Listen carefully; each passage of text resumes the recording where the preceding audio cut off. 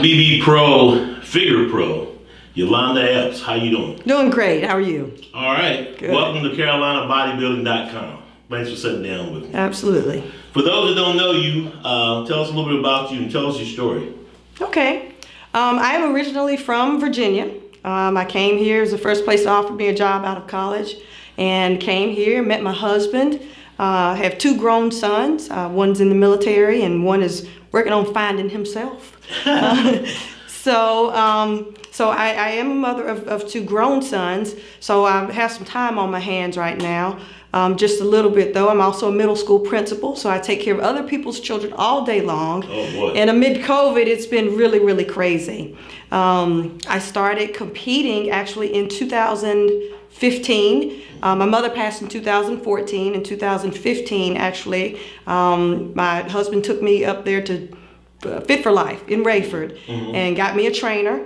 So Javon Johnson has been my trainer since going up there to Fit for Life, and it's kind of all she wrote from there. He packed on the muscle on a little teeny frame. I was down to about 108 pounds after losing probably 30 or 40 after my mom passed away. And he started packing on a little bit of muscle at a time. It came on pretty fast. And since TrueFit is near my job, I was able to go to TrueFit to work out after work in the evenings. And while I was in there, a man named Mike Harris saw me in there and liked my work ethic, liked my style, that I came in there, I did what I needed to do, and I got out. And he actually encouraged me to compete and went on stage the following year. I was actually on prep for 12 months. Started with the meal plan and just did that for an entire 12 months just so my body could get used to it.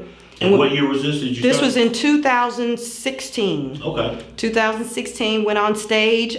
First show I ever did was the Goals Classic, which was great. And I was very concerned about placing because I also have a coach, Jay's Fit Factory, JJ Henry.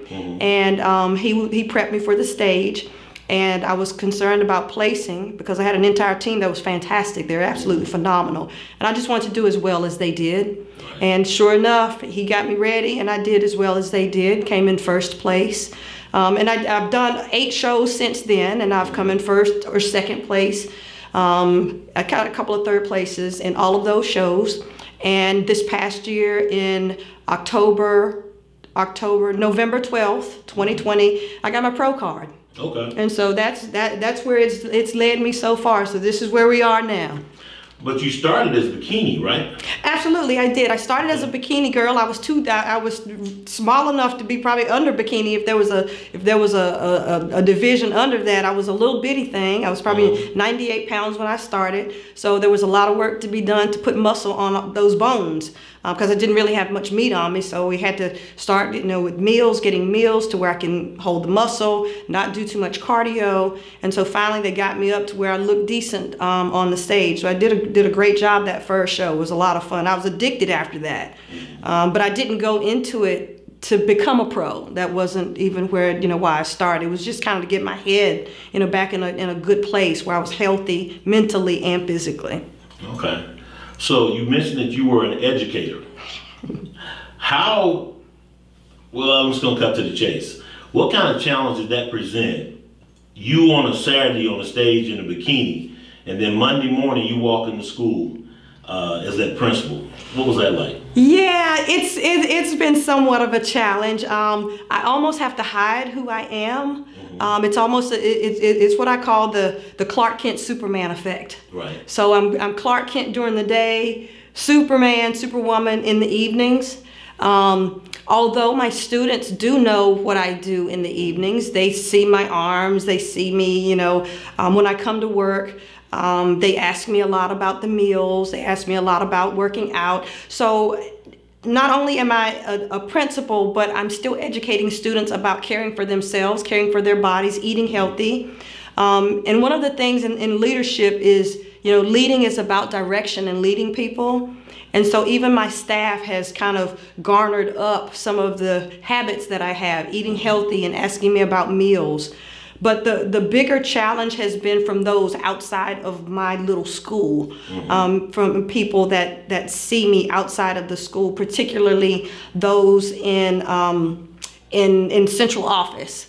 they did not really see bodybuilding as something that someone in a leadership position should be doing. Right. More so being on the stage, that if my students see me, how can they respect me? So my mindset was a little bit different about that, because the reason that I was doing it, after I saw children, you know, taking to it and having some attention, they were getting some attention behind it, is that I can help children as well. That's what I do. That's what I was an educator. So why am I not able to help children on this level as well? I have hundreds of girls in my school that are overweight. They're concerned about body image, their body types. They don't eat properly. I have some anorexic, bulimics, girls and boys. So as an educator, why would I not want to encourage them to do the same, to take care of themselves, just like I was doing with bodybuilding? It's just that I did it with bodybuilding. You know, and it really made me feel some type of way, because had it been a male on the stage, would the same thing be happening? You think they would have been treated differently? I do. I really do. I do think they would have been treated differently, because, you know, they can post their pictures and they are still treated with respect. Right. So it kind of became a double-edged sword, because I wasn't able to be exactly who I wanted to be when I was at work, for fear of retribution, because I had on a bikini. Now, mind you, bodybuilding is a sanctioned sport. Just like volleyball, baseball, football, any other sport there is. You're an athlete. I'm an athlete. It is a sanctioned sport. If I had gone to the Olympics running out on a track with the same type of attire on that I stand on stage on, would I still get the same, you know, would the response still be the same? So I did feel some type of way about that. So I did kind of have to hide that part of myself. Did I still compete? Absolutely I did, because there was a higher calling for me in bodybuilding than just I'm standing on stage. It is to help children, adults, females. And during COVID, you know, African Americans were hit very hard with COVID because of the health aspect of it. We were hit very hard, and I do also want to use the IFBB Pro platform, Pro Athlete, to promote health and well-being for my African American brothers and sisters. That's good stuff. COVID. You got your pro card in 2020, last year, the year of COVID, and we're still going through it, but we're starting to come out of it. Yes. Talking about two things. How was it to train and go through COVID and get your pro card? And now that I guess we can say that we're going post-COVID with the vaccines and everything, how's that going to be as you drained up for your first pro show? Gotcha. Okay, so COVID really did a number on everybody, because it didn't just hit, you know, one place. It was the entire nation that had to endure, you know, COVID's tempest. It was rough on everybody. So I did not have a home gym in my home. I didn't have a dumbbell, not the first thing in my home. And it just so happens, you know, because I'm a true believer that things happen for a reason. My husband saw me stressing out at the house. I can't work out, doing push-ups and stuff, trying to do anything that I could to maintain. And he actually has a friend who had an entire gym in his home, and he had gotten injured. And he said, I'm not using this. He said, do you think Yolanda might want this? And so my husband didn't say yes right then. I don't know why. He knew I wanted it. He knew I wanted it. He came home and he asked me, he said, hey, Chad has a gym set. Do you want it? And I was like, of course I want it. He said, well, you have to call him and ask. So I did. I called Chad, and probably within a day, he was at the house with the whole gym on the back of his truck. Nice. So my garage had way too much stuff in it to put gym equipment, so I cleaned out my dining room. And so I have the gym inside the home in my dining room, squat rack, curl bar, dumbbells, just anything that you can think of, just the bands, of course the bands, which became popular during COVID. But I trained with those, and I tell you, I would probably have to say it was the best physique that I brought to the stage since I've been working out. So I was really, really delighted. You know, I was glad that I was able to have the opportunity to still train with the bands and the things that I was given. I know that other people didn't have those things. So I was just glad to be able to train with those things. The best package I brought to the stage since I've been working out. So I was completely satisfied.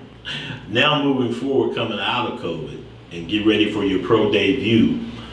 So what are some of the things you're going to do to tweak, or do you think I don't think it'll be as big a challenge, would you say, now that things are getting better? Yeah. So since the gyms have opened back up, I'm able to get back in the gym and you know, train with the equipment. I can use a little heavier weight because I didn't have really heavy dumbbells, but use a little heavier weight. My meals have changed. I got a lot more calories to be able to pack on a little bit more muscle. You know, sitting here right now, I feel like I'm this big. You know, after going on stage and you're nice and whittled down and shredded. So after you know, COVID and being able to get back in the gym has, and I'm gonna say, and I'm not, and I say this, it feels weird being back in there. When you're back in the gym after training in your home for so long, you know, you kind of almost forgot what to do and where equipment was in the gym.